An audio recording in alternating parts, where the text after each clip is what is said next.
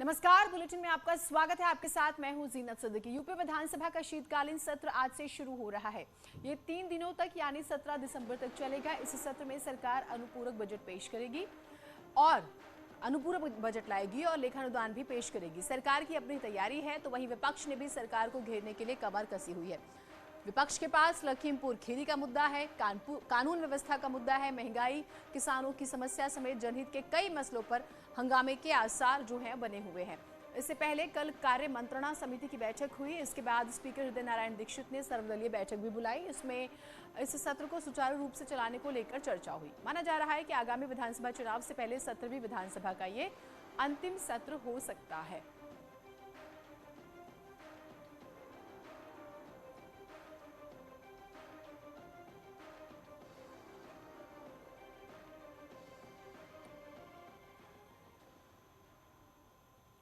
अब आपको बताते हैं कि 3 दिनों के इस सत्र में क्या क्या काम हो सकते हैं। 17वीं विधानसभा का यह आखिरी सत्र है।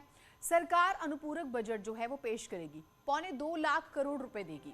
गंगा एक्सप्रेसवे को मिल सकता है पैसा, जेवर एयरपोर्ट को भी पैसा मिल सकता है। एजेंडे में डिफेंस कॉरिडोर भी है और ये तीनों ही अगर प्रोजेक्ट्स की बात करें तो बहुत महत्वपूर्ण और बहुत ही बड़े प्रोजेक्ट्स माने जा रहे हैं मौजूदा सरकार के। तो माना जा रहा है कि इन प्रोजेक्ट्स को पैसा अलॉट हो सकता है। गंगा एक्सप्रेसवे, जेवर एयरपोर्ट और डिफेंस कॉरिडोर का हम जिक्र कर रहे हैं।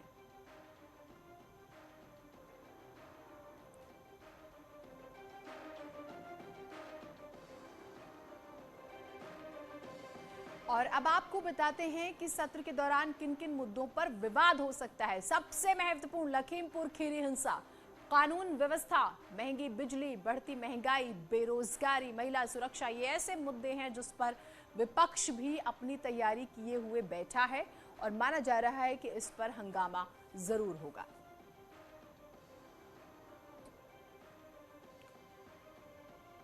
तो सरकार अपने तरीके से तैयार है और विपक्ष अपने तरीके से, और ये 3 दिन बेहद ही महत्वपूर्ण रहने वाले हैं। अब उम्मीद ये जरूर की जा सकती है कि हंगामे की वजह से सत्र का जो समय है वो बर्बाद ना हो और जनहित के मुद्दों को लेकर काम जरूर हो, कुछ ऐसे फैसले जरूर हो। तो सत्र के हंगामेदार रहने के आसार हैं, ये संभावना जरूर जताई जा रही है। लखीमपुर खीरी का मुद्दा उठ सकता है, किसानों का मुद्दा उठ सकता है, महंगाई का मुद्दा उठ सकता है, बेरोजगारी का मुद्दा उठ सकता है, महिला सुरक्षा का मुद्दा उठ सकता है, कोरोना का मुद्दा भी उठ सकता है। तो ये संभावनाएं जताई जा रही हैं। शबाब हमारे साथ, हमारे सहयोगी जुड़े हुए हैं। शबाब, बेहद ही महत्वपूर्ण दिन सरकार के लिए भी और विपक्ष के लिए भी।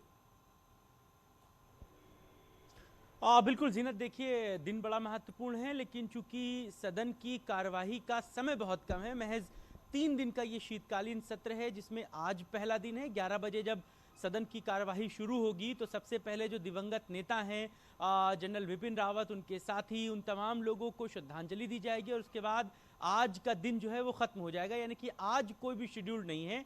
इसके बाद कल जो कार्यक्रम है वही महत्वपूर्ण है। कल लेखानुदान पेश किया जाएगा, अनुपूरक बजट पेश किया जाएगा। यही 2 महत्वपूर्ण चीज़ें हैं जिन पर कल जो है पूरा दिन गहमा गहमी रहेगी। इसके बाद अनुपूरक और लेखानुदान के पेश करने के बाद तमाम जो दूसरी विधि कार्रवाइयाँ हैं उनको किया जाएगा। सदन की जो नियम हैं, जो तमाम दूसरे बिंदु हैं, उन पर चर्चा होगी। इसके बाद परसों जो है इन दोनों ही चीज़ों को पास कराने की कोशिश की जाएगी। हालांकि जो बातें आपने कही वो बिल्कुल ठीक है कि जो विपक्ष है उसके पास मौका बहुत कम है, लेकिन यही मौका है क्योंकि इसके बाद अब सदन की कोई भी कार्यवाही नहीं होगी। अब अगली सरकार में कार्रवाई होगी, क्योंकि आज ये 3 दिनों के सदन के बाद मुमकिन उम्मीद है कि इस महीने के आखिर तक या जनवरी माह के पहले सप्ताह तक आचार संहिता का ऐलान हो जाएगा, क्योंकि आज से ही चुनाव आयोग जो है वो 5 राज्यों के दौरे पर है। तमाम बारीकियों को वो परखेगा और उन 5 राज्यों में यूपी सबसे महत्वपूर्ण राज्य है। तो विपक्ष के पास मौका भले कम हो, लेकिन विपक्ष कोई भी मौका छोड़ना नहीं चाहेगा। बिल्कुल, तो सत्ता पक्ष हो या विपक्ष, दोनों के पास ही मौका बिल्कुल कम है और ये आखिरी मौका है। बहुत शुक्रिया आपका।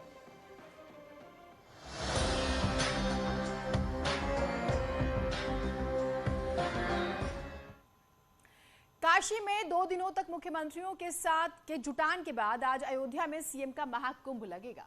बीजेपी शासित 11 राज्यों के मुख्यमंत्री और कई राज्यों के डिप्टी सीएम आज अयोध्या जाएंगे। आज अयोध्या बेहद ही महत्वपूर्ण रहने वाला है ये पूरा दौरा। ये सभी नेता हनुमानगढ़ी में भी पूजा पाठ करेंगे। इसके बाद राम की पैड़ी पर दुग्धाभिषेक करेंगे। सभी नेता रामलला के दर्शन पूजन करेंगे और दोपहर में भगवान राम की आरती में भी शामिल होंगे। इनके साथ ही बीजेपी के राष्ट्रीय अध्यक्ष जेपी नड्डा भी मौजूद रहेंगे।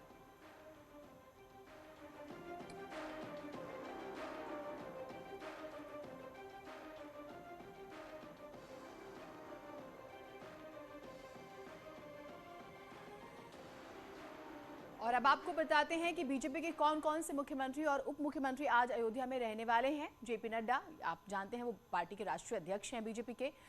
Keshav Prasad Maurya deputy CM Uttar Pradesh, Dinesh Sharma deputy CM Uttar Pradesh, Manohar Lal Khattar मुख्यमंत्री हरियाणा, बिप्लब कुमार देव मुख्यमंत्री त्रिपुरा, पुष्कर सिंह धामी मुख्यमंत्री उत्तराखंड, भूपेंद्र भाई पटेल मुख्यमंत्री गुजरात, जयराम ठाकुर मुख्यमंत्री हिमाचल प्रदेश, एन बीरेन सिंह मुख्यमंत्री मणिपुर, हेमंत बिस्व शर्मा मुख्यमंत्री असम, प्रमोद सावंत मुख्यमंत्री गोवा, बसवराज बोम्मई मुख्यमंत्री कर्नाटक, शिवराज सिंह चौहान मुख्यमंत्री मध्य प्रदेश, पेमा खांडू मुख्यमंत्री अरुणाचल प्रदेश। ये सभी आज अयोध्या के दौरे पर रहने वाले हैं।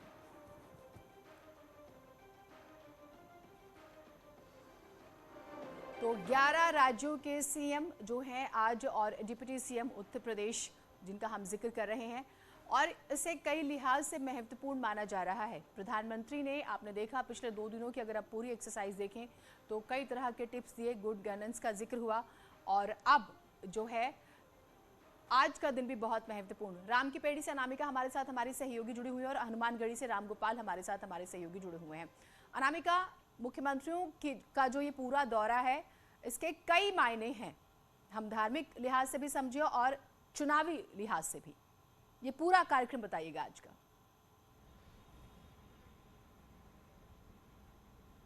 देखिए जीनत, ये धार्मिक पर्यटन भी है, चुनावी पर्यटन भी है और इसी पर्यटन के जरिए प्रयास ये किया गया है कि जो 12 राज्य के मुख्यमंत्री हैं वो यूपी को आकर देखिए, यूपी को आकर समझे, क्योंकि जिन 5 राज्यों में चुनाव होने हैं उसमें अगर बात की जाए तो यूपी सबसे बड़ा राज्य है और यूपी का रास्ता ही दिल्ली तक पहुंचाएगा, ये सभी जानते हैं। लिहाजा यूपी में काशी और काशी के मोदी, इसके बाद अब यहाँ पे अयोध्या रामलला जो हमेशा से सियासत का केंद्र भी रहे हैं, राजनीति भी होती रही है, तो वही आस्था का भी केंद्र रहे हैं। लिहाजा आज अयोध्या में परेड होने वाली है मुख्यमंत्रियों की। इस वक्त मैं मौजूद हूं अयोध्या के उसी पंचशील होटल के बाहर जहां पर सबसे पहले 12 राज्यों के मुख्यमंत्रियों को आना है। उनकी जो आवभगत होगी, मेजबानी होगी, सबसे पहले यहीं पर होगी। बीजेपी के जो राष्ट्रीय अध्यक्ष जेपी नड्डा है वो भी यहीं पर आने वाले हैं। दरअसल कार्यक्रम ये है कि जो अलग अलग स्टेट प्लेन से मुख्यमंत्री आएंगे अलग अलग स्थानों पर अयोध्या के, वहां से उनको यहीं पर लाया जाएगा। चूंकि वो अकेले नहीं आ रहे, उनके परिवार है, उनके बच्चे भी हैं, लिहाजा इस होटल में उनके लिए शानदार लंच की अरेंजमेंट की गई है। यहाँ पर लंच करने के बाद थोड़ा रेस्ट करने के बाद ही वो यहाँ से अपनी हाईटेक बस के जरिए निकलेंगे यहाँ से अयोध्या में घूमने के लिए। सबसे पहले वो हनुमानगढ़ी जाएंगे, फिर सरयू घाट जाएंगे, फिर रामलला के दर्शन करने के लिए जाएंगे। लेकिन यही वो पंचशील होटल है जहाँ पे उनके लंच में शाही भोजन तैयार किया गया है जिसमें कई तरीके की ठीक, आपके पास आएंगे। रामगोपाल भी हमारे साथ जुड़े। रामगोपाल, पूजा पाठ सब कुछ होने वाला है आज, हनुमानगढ़ी भी आएंगे तमाम मुख्यमंत्री।